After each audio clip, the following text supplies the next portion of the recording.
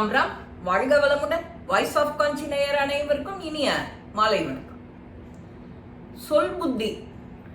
புத்திங்கிறது சொன்னாலும் தெரியாது, அவளுக்காகவும் சுய புத்தியும் இருக்காது அப்படின்னு நம்ம சொல்லுவோம். அத வீட்டில் பேச்சு வழக்கில் இவனுக்கு சொல்லி கொடுத்தா எல்லாம் கொஞ்சம் சட்டுன்னு புரிஞ்சுப்பான் அப்படின்பா. சில பேர் என்ன டியூப்லைட்டு அப்படின்பா. டியூப்லைட்டு கொஞ்சம் போட்ட உடனே ஒரு 20 செகண்ட் தாமசமாகும் இல்லையா, அது பிரகாசம் வரத்துக்கு. அந்த மாதிரி ஆகும். அதெல்லாம் ஒப்பீட்டுக்கு சொல்லுவா. சரியான டியூப்லைட் நீ அப்படின்பா. வாஸ்தவம் தான். டக்குன்னு ஸ்பார்க் மாதிரி பிடிக்காது. சில பேருக்கு சுயமாவும் யோசனை பண்ண தெரியாது, சொன்னாலும் அதை புரிஞ்சுக்க தெரியாது. அந்த மாதிரி இருக்கிறவா நிலைமை ரொம்ப மோசம். ஒரு குரு ஞானி என்ன பண்றார், இப்படி ஊர் ஊரா கிராமம் கிராமமா போய்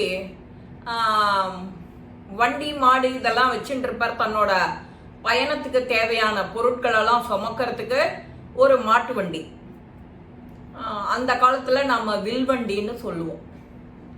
அந்த மாதிரி ரெட்டை மாட்டு வண்டி, வில்வண்டி, அது அவர்கிட்ட இருக்கும்.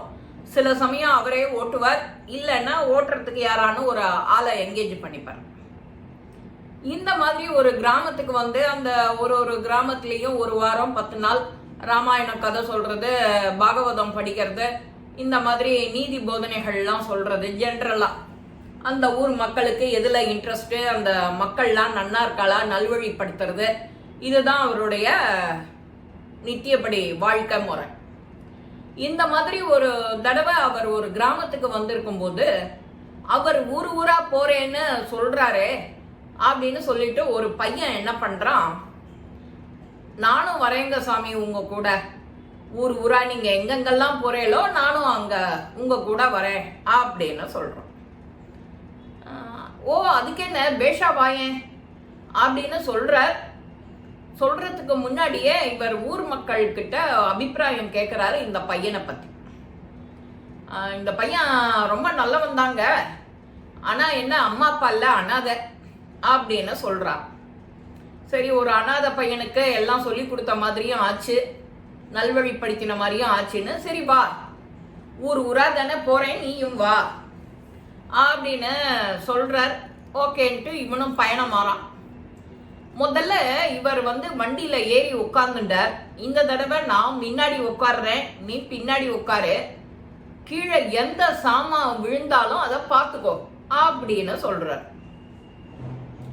இவனும் பின்னாடி வண்டி புறப்பட்டு போயின்னு இருக்கு, பின்னாடி உட்கார்ந்துட்டு இருந்தவன் இந்த பையன், கீழே விழற சாமான் விழுந்துடாம பார்த்துக்கோ, கீழே விழற சாமான பார்த்துக்கோ அப்படின்னா என்ன அர்த்தம், கீழே எது விழுந்தாலும் ஜாகிரதையா பார்த்து அது நம்மளோடதுன்னு எடுத்து வச்சுப்போம்.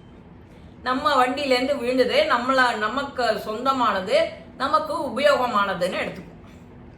அந்த பையன் அதை எதையுமே செய்யலை. கொஞ்சம் தூரம் போன உடனே இந்த கலப்பு நீங்கிறதுக்கு ஒரு 10 நிமிஷம் நிறுத்துறார்.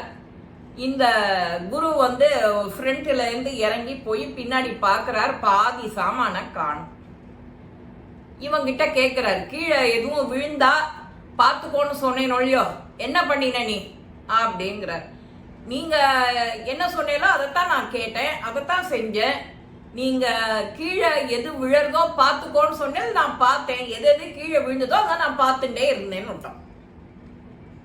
இவருக்கா இப்படி ஒரு அசத்து பையனா நம்ம கூட வச்சுட்டு இருக்கோம் அப்படின்னு சொல்லிட்டு, சரி சொல்லவும் முடியல மெல்லவும் முடியல. அது குழந்தை, அவனுக்கு தெரியல, ரொம்ப அப்பாவி அப்ராணி அப்படின்னு நினைச்சுட்டு இந்த தடவை கீழே எதுவும் விழாம பார்த்துக்கோ அப்படின்னு இவர் சொல்லிட்டார். அதாவது முன்னாடி சொன்னதுக்கும் இந்த வார்த்தை சொன்னதுக்கும் சேர்ந்து கிளப் பண்ணி ஒரு அறிவு எடுத்துப்பான். முன்னாடி சொன்னதே கீழே விழுந்தா பார்த்துக்கோன்னு சொன்னாரு, அதை பார்த்துட்டே இருந்தான், கீழே விழுற சாமானெல்லாம் பார்த்துட்டே வந்தான். இப்போ எதுவுமே கீழே விழாத பார்த்துக்கோ அப்படின்னு விட்டாரு. அப்படின்னா கீழே விழாத பார்த்துக்கோன்னா பிடிச்சி உள்ளர வைக்கிறது. சரிங்க ஜமா அப்படின்னு சொல்லிட்டு இவன் வண்டியில உட்காடுறான். இதே மாதிரி ஒரு 1 மணி நேரம் 2 மணி நேரம் சவாரி போன உடனே அவர் அங்கிருந்து இறங்கி ஓடி வந்து இந்த தடவை என்ன பண்ணி வச்சிருக்கான் அவன் பார்க்கணும். இவன் என்ன வண்டி முழுக்க ஒரே சாணியா இருந்தது. இவருக்கு என்ன ஆச்சு, என்ன பண்ணினா இவன் அப்படின்னு நினைச்சிட்டு, எதுக்கு இப்போ சாணியா பிடிச்சி வச்சிருக்கீங்க, இப்போ நீங்க என்கிட்ட என்ன சொன்னேன், எதையுமே கீழே விழாத பாத்துக்கோன்னு சொன்னேன். மாடு சாணம் போடுறத கூட கீழே விழாத பிடிச்சு வச்சிருக்கேன். இவன் கையை உடம்பு எல்லாம் சாணி, வண்டி முழுக்க சாணி. இப்படி ஒரு பிரம்மமா நாம இவனுக்கு பாடம் சொல்லி கொடுக்க போறோமா அப்படின்னு நொந்துண்டே அவர் அந்த கிராமத்துக்கு அடுத்த கிராமம் வந்துடுத்தோம். அங்க ஒரு ஷெட்டை போட்டு அன்னைக்கு பாடம் வகுப்பு. அவர் சொல்ற முதல் பாடமே இவனுக்கு இதான். சிலருக்கு சுய புத்தி ஒர்க்கே ஆகாது, ஆனாலும் சொன்னாலும் அவ கேட்டுக்க மாட்டா, புரியாது. இதுதான் அன்னைக்கு பாடமா இருந்தது. நம்மள சில பேர் என்ன சொன்னாலும் அதுக்கு அப்படியே ஸ்ட்ரைட்டா அர்த்தம் எடுத்துக்க வேண்டியது. உள்ளுக்குள்ளற சூட்சமமா இப்படி யோசிச்சிருப்பாளோ அப்படின்னு நாம நினைக்கிறது கிடையாது. நம்மள பாதி பேர், அநேகம் பேர் இப்படித்தான் இருக்கும். இதெல்லாம் தெரிஞ்சுட்டா தானே நீ அடுத்த வாளுக்கு புத்தி சொல்ல முடியும். நம்ம இதெல்லாமே கவனிக்கிறது இல்லை. அடுத்த வாளை பத்தி குறை சொல்லிண்டே இருப்பா சில பேர். நமக்கு என்ன தோணும், நீ முன்னாடி ஒன்ன பாரு, உன்னோட முதுக பார்க்க முடியறதா பாரு, அப்புறம் அடுத்தவா முதுக பார்க்கலாம். உன் முதுகுல இருக்கிற அழுக்கு உனக்கு தெரியாது. கையில சோப் போட்டு தேய்ச்சா தானே உண்டு, அது எட்டரை வரைக்கும் தான். அதை பார்க்க முடியுமா திரும்பி உன்னோட முதுக? பார்க்க முடியாது இல்லையா? ஒரு கண்ணாடி வேணும், இல்ல இன்னொருத்தர் யாரான்னு வேணும், அந்த முதுகு எப்படி இருக்கு என்ன ஏதுன்னு பார்க்கறதுக்கு. இதுதான் அவருக்கு அன்னைக்கு முதல் பாடம். அடுத்த வாளையும் குறை சொல்லக்கூடாது. சொல் புத்தி. சொல் புத்தின்னா திரும்ப உனக்கு புரியலைன்னா இன்னொரு தடவை என்ன சொன்னேள், எனக்கு என்ன அறிவுரை சொல்ல வந்தேள் கேட்கலாம், தப்பு இல்லை. எனக்கு சின்னதா காது விழலை, இல்லை நீங்க சொன்னது எனக்கு புரியல அப்படின்னு சொல்லி கேட்டுடலாம். விளக்கம் தந்துடுவார். நமக்கு நிம்மதி ஆயிடும். நமக்கு நிம்மதியாகிறதோட இல்லை, குருவுக்கும் நிம்மதி ஆயிடும். நாம இந்த அர்த்தத்துல சொல்லியிருக்கோம், அவன் வேற எதையும் மீன் பண்ணிட மாட்டான், அவனும் சரியா கேட்டுப்பான் அப்படிங்கிற எண்ணம் வந்துடும். இப்படிதான் நம்மள பல பேர் முதல் பாடமான சொல் புத்தி சுய புத்தி எப்படி யூஸ் பண்ணணுங்கிறது தெரிஞ்சுக்கணும்.